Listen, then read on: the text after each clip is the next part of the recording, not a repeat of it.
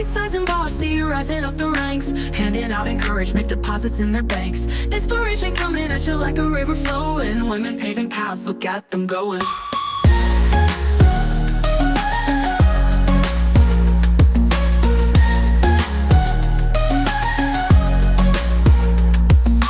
Bite-Sized and Bossy, rising up the ranks, handing out encouragement, deposits in their banks. Inspiration coming. All right, welcome. I'm Erin, I'm Tammy. and this is Bite-Sized Bite-Sized and and Bossy. Bossy. Oh, well, it'll get better. But Or we'll just find today, new ways to do it. yeah, well, we should change it up actually every week, maybe. I don't know. Are you going to get her Um, name right? I'm waiting I, on this. I'm I'm like bated hey, breath. no pressure, no pressure. I frenetically wrote it down, so I feel like I'm good. But today we have a really special guest. Excited to have her on, and I've known her for years. Me too. Me Olga, too. what? I said me too. Me too. Yes, we all. I mean, a lot of people know her, but Olga Lopategui. Did I do it? Did I do it? Yes. Yes, you did it. You Yes. did All it. right. Well, Olga's here. She is the founder and CEO of Restaurant Loyalty Specialists, her company, and we're excited to have her today. Welcome, Olga. And Good. excited for you because, like, we know you. We've known you for a very long time, but some of our listeners might not know who you are and what you do. So if you could give us a brief description of that, that would be wonderful. Yeah, absolutely. Well, and thanks for inviting me, you guys. So I'm Olga Lopategui, and I just go by Olga because nobody can pronounce my last name. So it's Except for me now. Also, Olga. Madonna and Cher, same league, Prince. Yeah, I've been referred to as the loyalty queen, and I did not come up with that, but somebody Oh. said, "Oh, Olga, the loyalty queen." So I don't consider myself to be the loyalty queen, but I like the title. I like that. Um, so I have been in the restaurant world for a little over 20 years now. I started with Yum Brands in international capacity and marketing almost, actually, no, more than 20 years ago now. Worked in marketing, a little bit of ops, a little bit of supply chain, so like various rotations there. Then moved on to TGI Fridays and stayed there also mostly in international marketing roles for a good chunk of time. And then about 7 years ago, I decided to go out on my own and start a consulting firm. Or rather, I didn't want to start a consulting firm. I was looking for consulting work because I was having challenges finding the right job where I was physically. And I was having a young family and all of that fun stuff. So I started Restaurant Loyalty Specialists. And what we do is we work with restaurant chains, exclusively restaurant chains, on their loyalty programs, loyalty, rewards, CRM, CDPs, anything related to the loyalty space. So that's what we do now. Well, Olga, I was just looking at LinkedIn and I remembered you reaching out to me. And at the time, I was working at Marketing Vitals and wanted to check the date. It was August 13th of 2019. So we are coming up on a 6-year anniversary. And if I could just read your message, it says, "Hi, Tammy. I'm a restaurant marketing expert in CRM and loyalty programs, marketing planning and international marketing. Yum, TGI Fridays, Harvard MBA. What? Looking for opportunities to work on with restaurant consumer facing tech. Would love to connect." And I remember seeing that message and like, yes, immediately connected. Looks like within 5 minutes. Then you said, "Thanks for connecting. Love to grab a coffee if you're in Austin or Dallas." And I said, "I'll be in Dallas next month for FS Tech." And that is where our relationship began. That's amazing. That is amazing. I did not remember that. What I do remember, because back in 2019, I was reasonably clueless as to what I'm doing. I Mhm. probably had 2 or 3 clients that somehow fell into my lap by some kind of miracle. And I don't remember how I found you, if somebody introduced us or what happened, but I do remember that you were extremely helpful. And I remember calling you a couple times in the first year or two and asking like, how do I do this? And you were always there to help. And Oh, that's so um, nice. I highly appreciated it back then. And then like over the years as the company grew and there were more clients, I moved on to like professional help. So I had a consultant helping me with my consulting Mhm. business on call. So I could call them for all those stupid questions about how do I respond to this? What I do here? So I stopped reaching out to you for that. I stopped bothering you with it. But that this lady No, was because you always helped when I was like really starting out. I was happy to help you, and it's super impressive to see what you've built. So, I think Mhm. there's a lot for the audience here to learn, right? So, you said the reason you started this is because you couldn't get a job. And I can't tell you how many times I've had this conversation with people where they call because they're like, I don't know what to do. I can't get a job. Can you help me? And I always encourage them to consider fractional work, right? Like, go, if you've got a Yep. skill set, I can probably find you some fractional work. There's women that go out on maternity leave, people that Hmm. need people that come in for short periods of time. There's so many situations. And the challenge is actually on the restaurant side, they don't even know how to find you. So whenever people call me and say Yep. they need help with loyalty or they need CRM help, I just send everybody to Olga. Truly, And because, I appreciate that very much. So, well, I think, and there's some misconceptions out there. So I would love to, for the people that do know you and really have seen, I mean, lots of people have seen your work. They just don't realize it because they're getting email campaigns from you. But I would love to hear from you how you go about, like, how do you go about finding new clients? How did you build this business? yeah. So going about finding new clients, and it's a challenging thing, right? So it's difficult for everyone, whether you have an established business or whether you're just starting out. I think the keys is, first of all, consulting, any kind of consulting, it's all about relationships and it's all about trust. If you don't have the trust with your potential client, and nothing will ever come out of it. So you have to start building trust in the community, being nice to people, getting done what you promised to get done, establishing a positive reputation. People call you, you respond, even if you don't think it's useful, or if you think it's going to go nowhere, you still respond, right? Right. That's the foundation of it.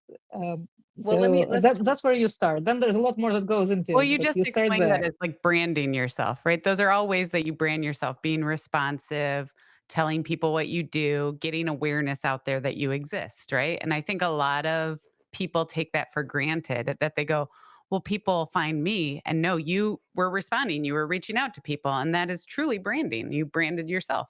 Yep. Yeah. Olga, talking about trust, and I know, because I know this, I want the world to know this. So I'm going to ask you this question, and I want you to be really honest with the audience. Do any of the loyalty vendors pay you? Does Punch, Paytronics, Thanks, No, do they write you checks? no, Right. So you work for the no, brands. they don't. You work for the brands, So I work for the brands. and with whatever tech stack they have. Yes, so we're completely platform agnostic. So, and the tech stacks that they have may be kind of crazy and not the way I'd like them to be, but we work with whatever they got. And if we think that what they got is completely unreasonable, then we will recommend some other options. But I do not have any referral partnerships or any kind of, like, I have collaboration partnerships, but no referral relationships with any of the technology companies out there, because I found out pretty quickly that if you have a referral relationship, somehow you keep on recommending the same people over and over again, whether it Yep. makes sense or not. You kind of want to recommend them, and I did not want to be in that space. Well, and I I will tell wanted to you, be, my client is my client. But there are a lot of people out there that give people bad names, right? Because that's what they do. They're constantly taking referral partnerships and they're referring the same companies over and over and not being honest about that. So I think it's right. a fair question Yeah, to ask that of people because it's like, well, what are you getting out of this? But if in your case, yeah, you're being honest about it. And there's a lot of people that I think give it the same way that I feel that way. And I don't know how you feel when you tell people you're a consultant, right? There's a lot of people that give consultants a bad name, right? I talk about being a consultant and they oh go, yeah, that, "It sounds like you're just looking for your next job." And I'm like, "Not everybody gets to be a consultant. Go away, guys. Like we made a thing of this, yeah. right?" Well, I just think it's super important, especially because I have to say, it was just, but yeah, the loyalty vendors in our space are so cutthroat. And I had heard somebody oh say my that they god, thought that you were on the take from a company, and I immediately corrected them and said she is not. And I said, she can't be, because if she did, none of her clients would be able to work with her. Right. And I No. personally, And so when I, what I would say is like, yeah, go ahead. I was going to say like what happens is when you work with certain platforms a lot, you start liking them more because you know them better. Mhm. And this Exactly. is just a natural part of the relationship. There are platforms out there that I'm not familiar with because I don't like either don't have clients on it, or a client that I have migrated from there and had a bad relationship with them. So there's some, occasionally there is like bad hearsay about a certain tool. And it's absolutely natural that the more you work with certain types of technology, the more accustomed to it you become, the more you know about what they can and cannot do. Yep. But that's still very different from taking referrals from them. So Yeah. I'm very deep in Punch, very deep in Patronics, very very close with them because we work in those platforms so much. But we'll work with anything you got.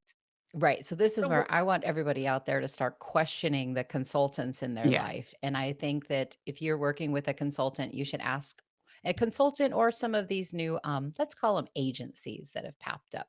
And I think you should ask the direct question at whether they are getting commissions or taking any Yeah. money from these vendors. Because if That they is are, a then good that point. means they do not have your best interest at heart. So I Yes. just wanted to get that Yeah. out there for you, Olga. So And now I'm thank you. interested. I Like appreciate it. you're working in Patronics, you're working in Punch, you're working when clients come to you, they need your help. They need your help in one form or another, right? They need to bring in a third party. What's their biggest complaint or obstacle that they're tackling? Ooh, good question. Well, there's a lot of different challenges. First, I'll go back just for a second on the platform selection, because sometimes they come and say our fill in the blank platform, it sucks. We don't want to work with them. It's not working right. It's not doing what we wanted to do. Um, Almost always, no matter which platform they're on, my first advice to them is do not change. You start by trying to make sure that you really, really can't work with that thing. But it's not you, it's them. Because more often than not, you can get 90%, 95% of what you're trying to accomplish done with the platform that you have. Mhm. Because functionality across those platforms is fairly similar. There are some unique components, unique elements, and compatibilities, but most of the time, what you have usually works if you know how to run it. So we typically recommend give it 6 months, let us get in there, figure out what's doable and what's not. And then if it turns out there is some sort of some unique combination, your point of sale system totally doesn't want to talk to this particular loyalty program, and we just cannot get through that IT disaster, then okay, let's switch to something else that's better integrated. But Mhm. start by fixing what you have and just give it a reasonable amount of time to get it done, and resources as well, which was us, the resources. That makes sense. And with that, after I got that out of the way, and your question was, what do people come with? Mhm. The most common thing is our loyalty program doesn't work, and so that's what they come with. We don't think our loyalty program is working, and then the whole conversation around it. What do you mean by that? Yeah. In which sense? Do the offers not go through? Do you think they're not making you money? Do you think you're discounting too much? Are your loyalty members spending less than non-members? Like, what is it? Yeah. What is it exactly? And so then but honestly, this is the most common question. We don't think it works because it's uh, to me, it's obvious that almost any loyalty program works and generates results. You have to really, really mess it up to make it counterproductive. We've seen that a couple times, but you really have to like go wrong somewhere. Most of the time, they work, but it's very difficult to evaluate how well they work, and it's very Mhm. difficult to see the impact and do the attribution. And that's what we sometimes help brands with, and sometimes we help them understand, hey, it's working. You've got a couple tweaks to make. Attribution in your case is not worth it because it's going to cost you so much to Mhm. understand exactly how much it's contributing. Not worth the effort at your scale. That makes sense. The guys over at Plain Air that I've done some work with in the past, they've got a lot of these clients that are on loyalty programs, and we've had these discussions multiple times. But it becomes like, what does it mean if a loyalty program is working? What do you want to get out of it, right? And I would ask brands like, "Hey, what do you want to get out of this?" And they'd say loyalty. I say, "Well, you're going to be disappointed." But if they understood it's a cost of It's, doing business and this is how you're going to have those conversations with your customer, then it doesn't feel like it's as big of an expense. So when you're evaluating like yeah. the impact of a program, how do you do that? Like what are the metrics that you're looking for? Yeah. Yeah, so first of all, like on the cost of doing business, the way that I like to look at loyalty programs is more as loyalty program is your communication channel primarily. It's not a loyalty builder; it's a communication channel because you need to communicate to those people to stay top of mind, to keep awareness up, to make sure that they still show up at your door. And there is nothing more affordable than loyalty communications. I agree. Nothing more affordable than push notifications, than emails to the database where you know what those people already like. Even SMS is a little more expensive, but still reasonably affordable. And communications, first party communications, are so much more cost effective than chasing those people on the internet, putting billboards in front of their faces, physical billboards, or sending direct mail. So it's just naive to discount that channel. You have to have that channel because it makes sense. I have Yeah. thousands of emails in my inbox. How do you cut through the noise? How do you cut through the noise? It's hard to cut through the noise. There's more and more noise out there. So what we always recommend, and we've proven that with multiple brands, was control group analysis, is that people like to see what they already like. If Yeah. Tammy likes teal color t-shirts, Yes. you're more likely to attract Tammy's attention by putting a teal colored t-shirt into the subject line. So And then so, and every similarly with restaurant food, has to be pink. It's because you're not aware. everybody You're has to be aware of pink. what you like, right? You stop the scroll by putting something that is relevant. So Yeah. if I'm a seafood person, you put smoked salmon in the subject line, I'll pause. Even if I'm just scanning at 100 emails in a minute, I will pause when I put something that I Yeah. always buy. You put free kids pizza, and not that $5 kids pizza is that much of a big deal, but I will pause when you put a kids pizza, cheese pizza in there because I need one of those Well, every also, week, maybe I three mean, times a Every week. day. that's a good segue. Kids, do you have kids, family, partner? What's Ooh. going on? Yeah, so I do have kids. I to in a funny way, the kids were, well, the first one was the reason that I ended up in the space that I'm at. So I got two kiddos. One his name is Flynn, and he just turned 9. And then I got myself a little pandemic baby, so he's not quite 5 yet. Aw. And his name is Nico. Nico is a K. Aw. And my husband Ed, we've been married for I guess 17 years now. We just Wow. waited a while to get started with the kids. We were both not particularly interested for a while. Well, so you Um, you said your so oldest was we're the reason you got into this situation. You mean like you got pregnant and had to leave work? pretty much, yeah. Hmm. So yeah, it wasn't like nobody kicked me out, right? So Yeah. it's like Take it's not that Andy and go uncivilized these home. days. Yeah, but I was working the last corporate role I was working was an international franchise marketing role, and Mm, that involved heavy travel and heavy international travel. And when I got pregnant, I knew that some kind of major pivot had to happen within the company, or I had to go elsewhere. But essentially, heavy international was unlikely to be sustainable.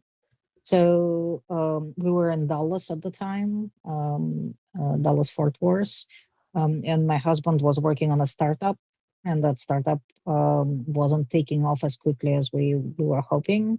So we decided it was time for him to pick up like a normal job, and then I was going to continue working for Fridays for as long as feasible. But we knew it was coming to an end. And yeah. very soon after the end of my maternity leave, we kind of peacefully parted ways with Fridays. And they were very nice to me. And I have only good things to say, but it was just not practical. So Flynn and So we Nico, ended up in Austin, Texas. that's awesome. And Flynn and Yeah. Nico, 9 and 5, that's a lot. I mean, two littles, 9 and 5, they keep you busy. How are you managing like everything at home and running your own company? Yeah, so well, my husband is awesome. So I'll start with that. He's a really good dad. He turned out like I guess if I knew that he was going to be so good, I probably would have earlier. But we delayed this thing a little bit. So he is a fantastic dad. He's super helpful with the kids. Not just super helpful. He like a reasonably equal share of kids related work because it is work, as you guys know. Mhm. So I uh, I was very intentional when I started the company on making it like a work-life balance kind of thing. And frankly, in the beginning, it was a work-life balance because there were no clients. So it's like was not very hard to keep a balance when nobody's knocking on your door, right? Mhm. Yeah, So and then as the clients started showing up, or I started finding them, they don't show up by themselves. Right. I started finding them. Sometimes by the time I had 3 active clients, which is not that much, I started realizing when you have 3 active clients, um, it's even difficult to take vacation, and there's always there's something burning. Like you can manage one, you can manage two, but when it's three, like life becomes much more difficult. And that's when I consciously decided I'm going to start building out a small team, Hmm. and I'm going to prioritize my peace of mind and my free time over profitability. So I was using subcontractors and eventually employees so that I can maximize my time. And honestly, ever since I started this in 7 years, I don't think I've had one week when I worked more than 50 hours. Just because I just don't want to. I just That's don't want to. Things awesome. can wait most of the that's time. great. And I'm generally under 40 most of the time. I mean, there are exceptions. You know, you go to Yeah. the NRA show, yeah, you're working all day, but when I'm home, it's more reasonable. But the key to that is you have to build out a team, and you have to outsource work that somebody else can do, even if you think you can do it better. So even stuff like, mhm, I have an idea for you, Olga. It's coming to me. yeah, I think that you so, should put the word out that if people are between roles in marketing in restaurants and have experience in these platforms, that you could have temporary work for them doing campaigns because then they've got a little money in their pocket, Yeah. right? It gives you some support. yep, I've sent Olga an intern. It's a I've helped great her. feel good thing. And then when those people yes, get jobs, they know your work. I think that that's the way to do it. I think you should yeah, start offering some of these there industry is, folks that are, and I know I've sent you a couple people that work in loyalty and CRM yeah, specifically and have said, hey, can you use them or and even some of them I ended fractionally? up working with in Right. projects. Yeah, Yeah. yeah. Yeah. So that's all I do. I just Yeah, forward and them to other I actually people. do that. I do that regularly. Yeah, yeah, That's that's a, great. that's a good approach. Yeah, and I probably work with a couple dozen people. So I have a small full-time team, and then I have a pretty large network now of folks that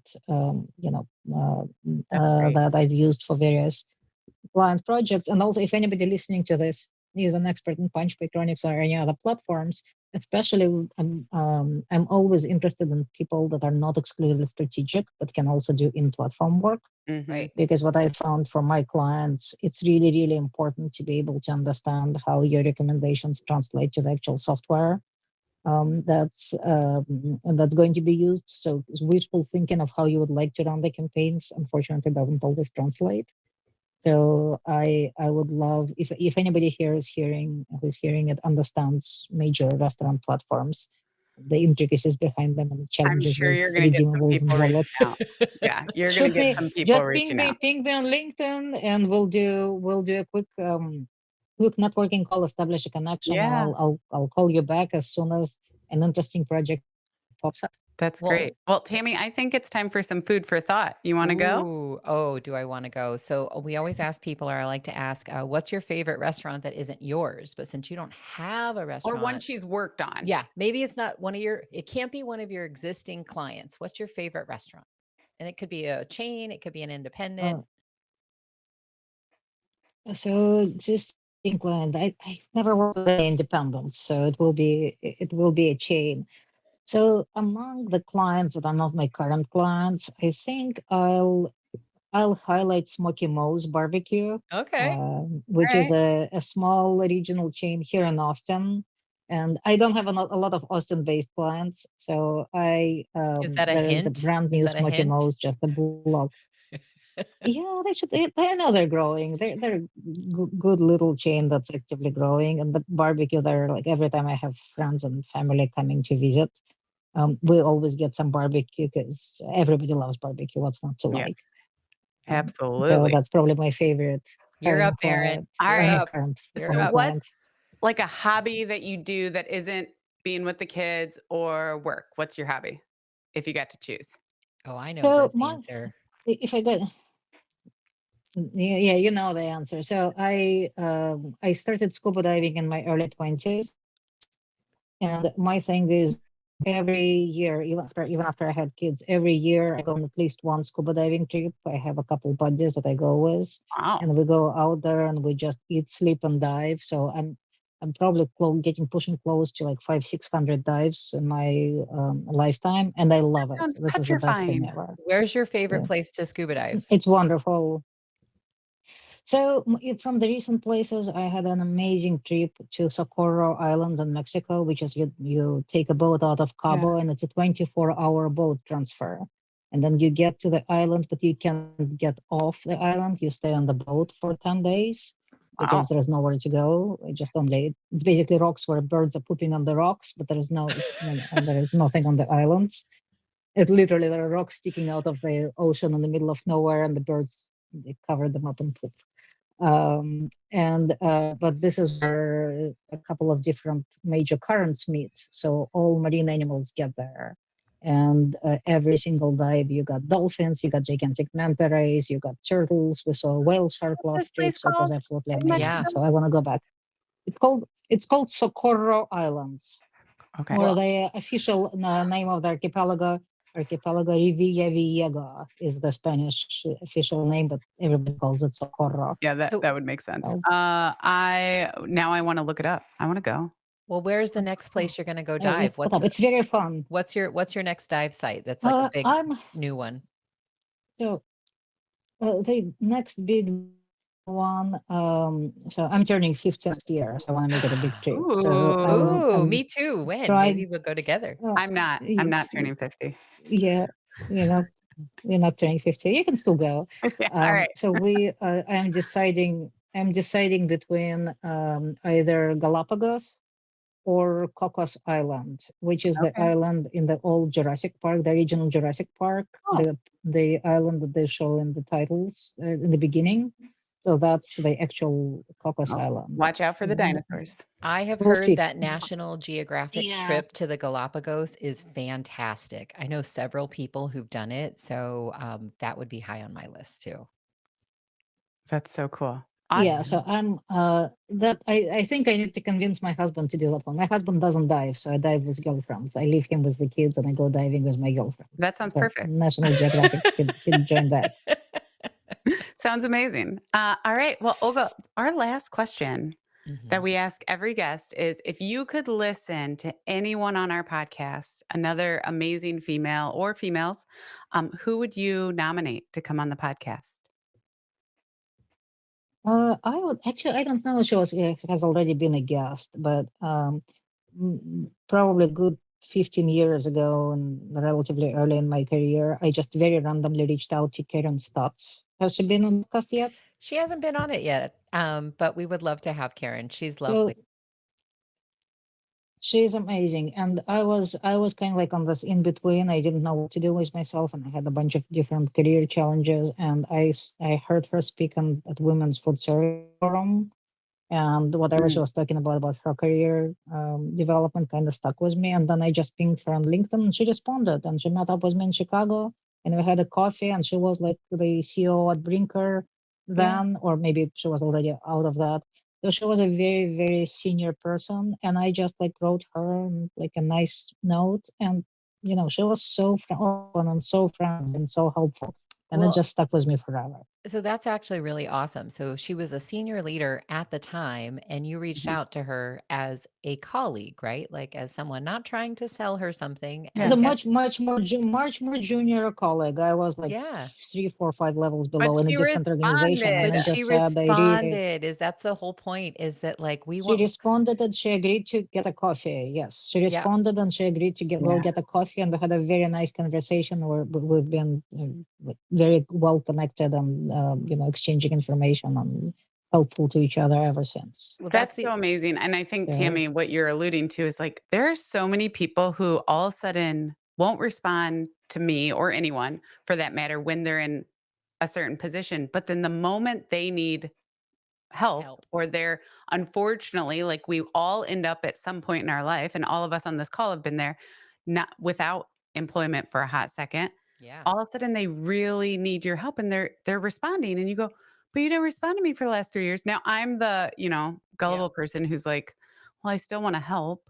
But it's like be good to people. Put good into the world. And that's exactly what Olga just suggested is like people just respond. Even if like if someone's selling you something and you have had conversations with them, just respond and say, I'm not interested. I'm so sorry, but let's connect here. Or I'd love to stay in contact.